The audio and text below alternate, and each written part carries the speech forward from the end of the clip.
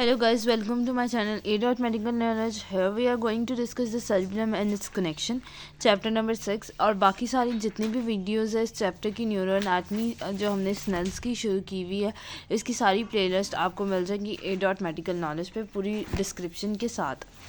चलिए अब अपने टॉपिक की तरफ मूव करते हैं। पहले मैं जर्नल सी बातें कर रही थी, जैसे कि आप पहले से मेरी वीडियोस देख रहे हैं कि पहले मैं आपको जर्नल ही बता देती कि इसमें हो क्या रहा है, तो तब हम जो हमारी बुक में लिखा है वो पढ़ते हैं ताकि हमारा एक कॉन्सेप्ट बेसिक डेवलप हो जाए कि हम क्या पढ़ने लगे।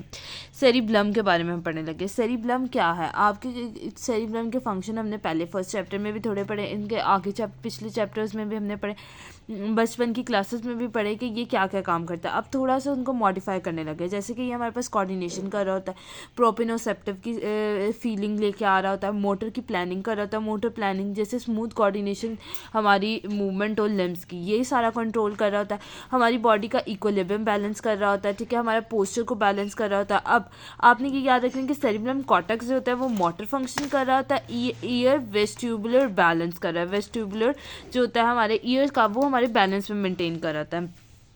अक्सर औकात आप क्लिनिकल ट्रायल में देखेंगे पेशेंट कि बहुत ज़्यादा सेरिब्रम के पेशेंट आ रहे होते हैं और उनमें क्या होता है कि जर्की मूवमेंट हो रही होती है, अनप्लान मूवमेंट हो रही होती है, अनकोऑर्डिनेशन मूवमेंट हो रही होती है, ठीक है। तो हम उन्हें कहते हैं कि ये इसका मतलब सेरिब्रम में मसला आ गया। ये नहीं हम कह सकते कि जो है वो सेरिब्रम बिल्कुल ही डैमेज होगा, मतलब ये नहीं होगा कि मूवमेंट हो रही नहीं है, मूवमेंट हो रही है लेकिन जर्की मूवमेंट हो रही है, इनवॉलंटरी मूवमेंट हो रही है जो उनके अपने कंट्रोल में, और अनप्लान मूवमेंट हो रही है। तो इसका मतलब इस जगह में, इस चीज़ में मसला है जिसे हम सेरिब्लम कहते हैं।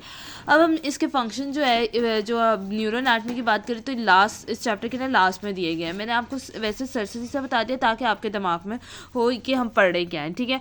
अब ग्रॉस एनाटमी की इसकी बात करते हैं। सेरिब्रम की पहले सिचुएशन आ जाती है कि वो सिचुएटी कहाँ पे है, लोकेशन आ जाती है, ये आप कह लें।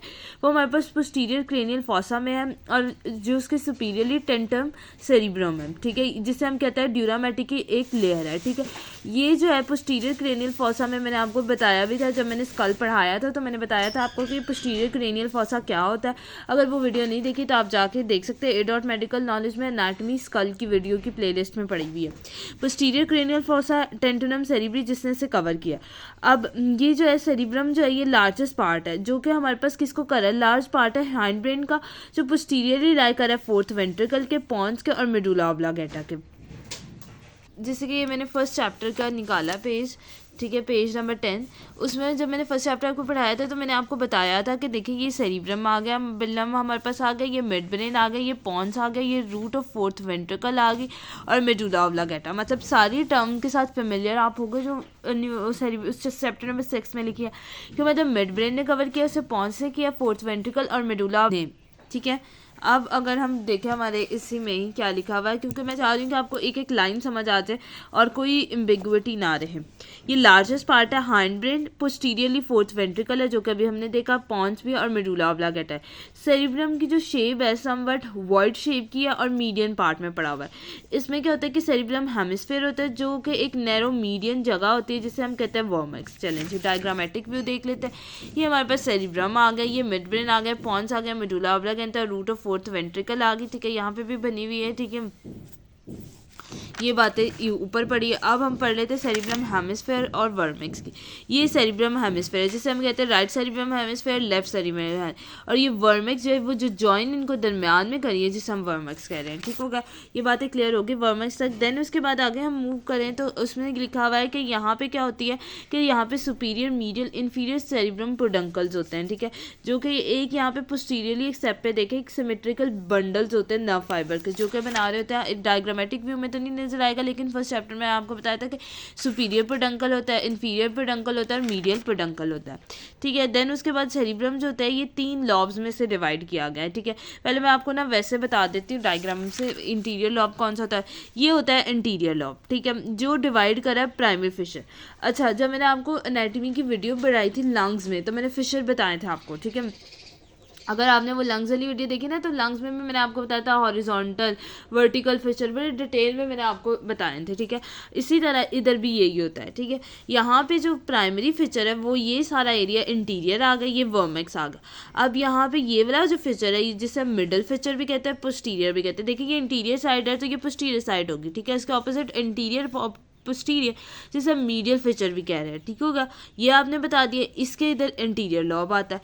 देन उसके बाद आपने बताना है इधर एक और लॉब के बारे में उन्होंने किया हुआ जिक्र, फ्लूकोनोडुलर लॉब। ये वाला लॉब जो होता है ये कहते हैं, और यहाँ पे होता है अल्नोनोडुलर फिशर जो इसे डिवाइड कर रहा होता है। अब यहाँ पे देखो ये जो होगी ये वाला एरिया वर्मेक्स आ गया, ठीक है। ये जो होगा ये हमारे पास हॉरिजॉन्टल फिशर आ गया। हॉरिजॉन्टल फिशर आया तो हमें पता लग गया कि हॉरिजॉन्टल फिशर के ऊपर सारा इंटीरियर लॉब है, ये लिखा भी हुआ है उन्होंने, ठीक है। तो अगर ये जो है तो इंटीरियर है, ये चीज़ सारी इंटीरियर आ गई, तो ये तो फिर सारी पोस्टीरियर आ गई जिसे हम मीडियल का नाम भी देते हैं। और नीचे जो होगा वो फॉलिकुलर न्यूडुलर लोब हो गया और अल्नोन्यूडुलर फिशर आ गया। अब वो कहते हैं कि जो यहाँ पे हॉरिजॉन्टल फिशर है उसका जो है मॉर्फोलॉजी और फंक्शनली हमें उसकी सिग्निफिकेंस नहीं पता, कोई ना कोई इसकी सिग्निफिकेंस होगी, लेकिन न्यूरो एनाटमी में थोड़ी अभी सर्च होती जा रही है। इसी तरह इसका भी हमें फंक्शन नहीं पता। अब हम अपने टेक्स्ट को देख लेते हैं कि टेक्स्ट में क्या लिखा हुआ है।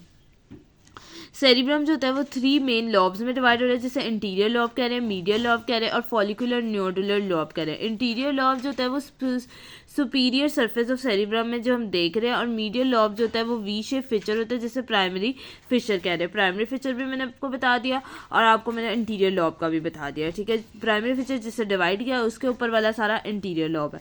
देन उसके बाद मीडियल लॉब आता है जिसे हम पोस्टीरियर लॉब भी कहते हैं, जो कि हमारे पास लार्जर होता है सेरिब्रम में, और इसको जो होता है सिचुएटेड बिटवीन प्राइमरी अल्नोन्यूडुलर फिशर आ रहा था और इसमें फॉलिकुलर न्यूडुलर लॉब आ रहा होता है पोस्टीरियर। हॉरिजॉन्टल फिशर जो होता है ये along the margin of cerebrum पाया जाता है, सुपीरियर और inferior surface, but has no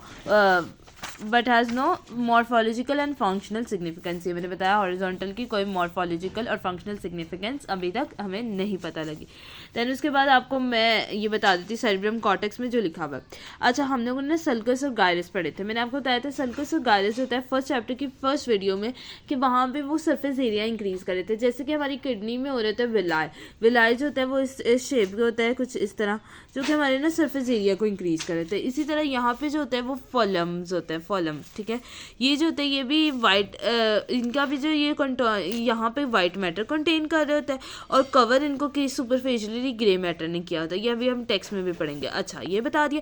फिर आपने बताना है कि ये राइट एंगल से ना फॉला डिवाइड हो रहा होता है और ये जो होता है ना ये ब्रांचेस अपीयरेंस दे रहा था जिसे हम कहते हैं आर्बोरा वेटा, ठीक है, ये कह रहे होते हैं। और फिर इसके बाद ग्रे लेयर की आप 3 लेयर्स की बात करते हैं जिसमें हमारे पास मॉलिक्यूलर लेयर आ जाती है और परकिंजन सेल लेयर और ग्रैनुलर सेल। वो तो अब मैं आगे सफ़े में आपको अगले पेज में बताती हूँ कि वो डायग्रामेटिक व्यू क्या है। ये देखिए फॉलम में आ रहा है, ठीक है, ये जो ये सरफेस एरिया इसका इंक्रीज कर रहे हैं, ठीक होगा।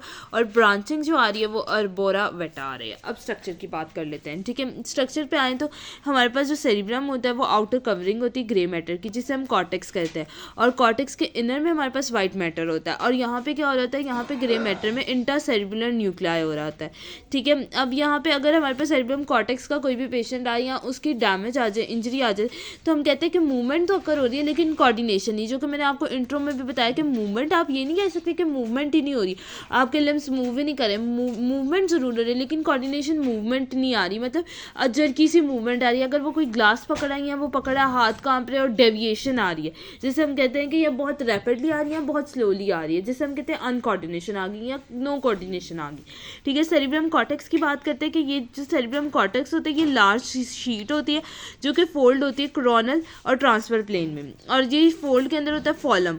फॉलम जो होता है ये कोर होता है वाइट मैटर का और ये जो सुपरफेशियली उसके ग्रे मैटर होता है। फॉलम के जो होता है जो कोर है वो वाइट मैटर है और सुपरफेशियली ग्रे मैटर है, ठीक है। ये क्यों कोरोनल और ट्रांसफर प्लेन में, जब आप इसे कोरोनल प्लेन में देखेंगे या कोरोनल प्लेन में या ट्रांसफर प्लेन में देखेंगे तो तब आपको ये नज़र आएंगे।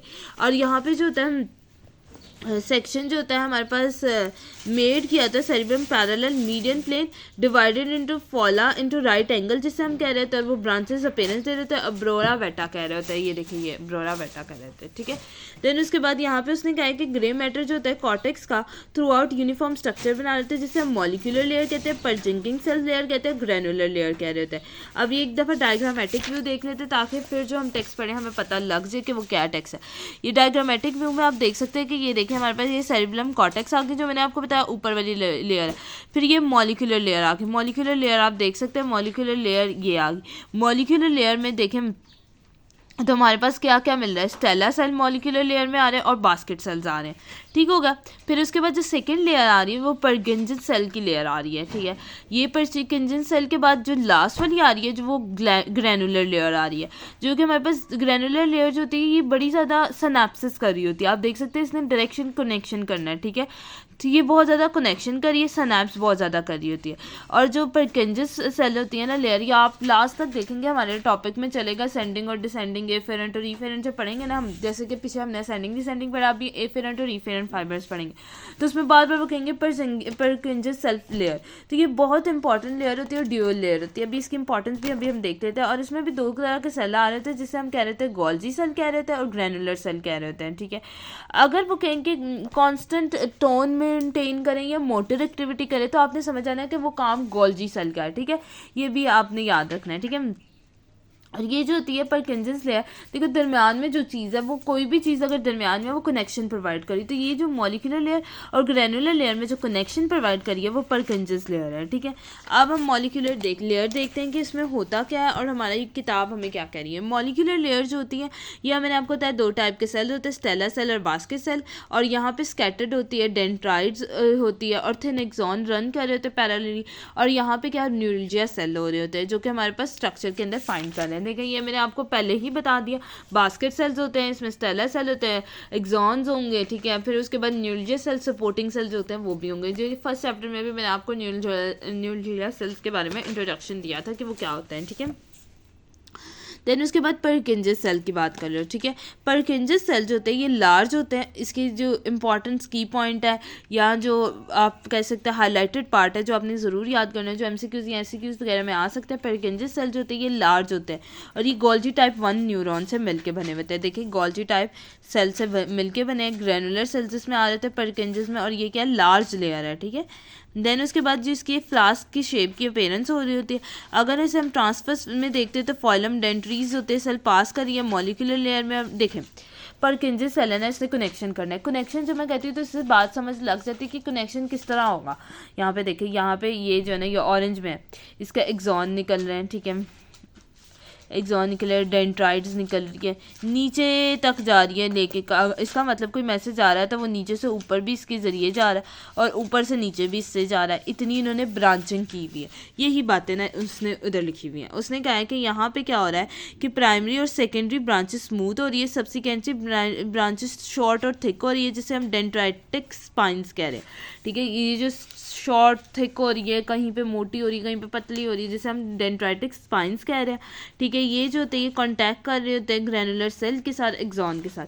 बेस जो होते हैं परकिंजन सेल के, एक्सॉन अराइज करते हैं ग्रैनुलर सेल के और एंटर हो रहे थे वाइट मैटर में। वाइट मैटर में जैसे वो एंटर होते हैं तो माइलिनेटेड शीट में हो जाता है, ठीक है। वो सैनाप्स कर रहे होते हैं इंटर सेरिबुलम न्यूक्लियाई। ये भी अभी मैं आपको बताती हूँ, इंटर सेरिबुलम न्यूक्लियस 4 न्यूक्लियस होते हैं, वो ये इस नाम से घबराए ना, ये आगे मैं क्लियर कर देती हूँ।